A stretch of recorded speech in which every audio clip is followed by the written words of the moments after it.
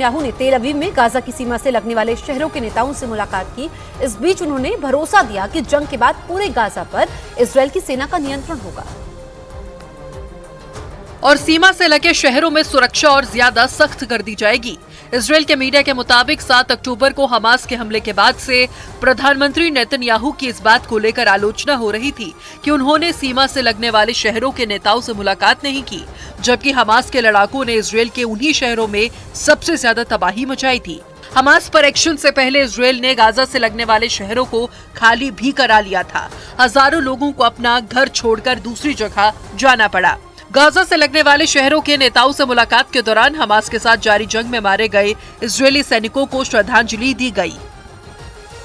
और हूथी विद्रोहियों से लड़ने से पहले इजरायल ने इसका इस्तेमाल भी नहीं किया था, लेकिन जैसे ही हूथी लड़ाकों की मिसाइलें दक्षिणी इजरायल के एलर्ट पहुंची, इजरायल का एरो 3 मिसाइल डिफेंस सिस्टम सक्रिय हो गया। हालांकि हूथी लड़ाकों के एक ड्रोन ने उसे चकमा दे दिया, लेकिन बाकी मिसाइलों को उसने इजरायल में घुसने से रोक दिया।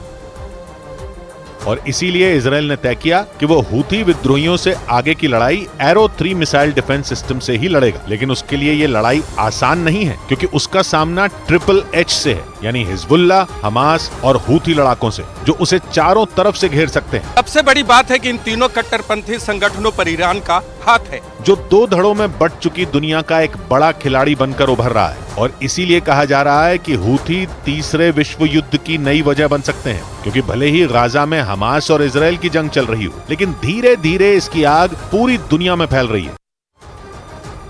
इस बीच इजरायल की सेना ने दावा किया कि उत्तरी गाजा से करीब 1 लाख लोग दक्षिण गाजा में चले गए। ऐसा इसलिए क्योंकि इजरायल की सेना ने दावा किया था कि हमास के लड़ाके उत्तरी गाजा में छिपे हुए हैं, जिसके बाद इजरायल की सेना ने उत्तरी गाजा को खाली करने का आदेश दिया था।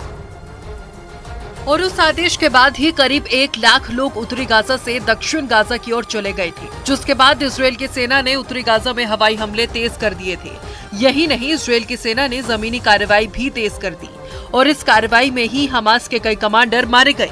इतना ही नहीं, इजरायल की सेना ने हमास के कई सुरंगों को भी तहस नहस कर दिया। इजरायल की सेना ने दावा किया कि उत्तरी गाजा में अभी भी कई लोग मौजूद हैं। ऐसे में उन लोगों को भी इजरायल की सेना ने उत्तरी गाजा को छोड़ने के आदेश दिए हैं। और पर्दे के सामने या पर्दे के पीछे से रूस, चीन और अमेरिका जैसे देश हमास और इजरायल की जंग का हिस्सा बन गए। यानी यूक्रेन जंग के बाद शुरू हुई दुश्मनी की आग में पश्चिम एशिया की नई जंग ने घी डालने का काम किया, जिसे ट्रिपल एच लगातार भड़का रहे हैं, क्योंकि वो इजरायल से सीधी लड़ाई की तैयारी करते नजर आए।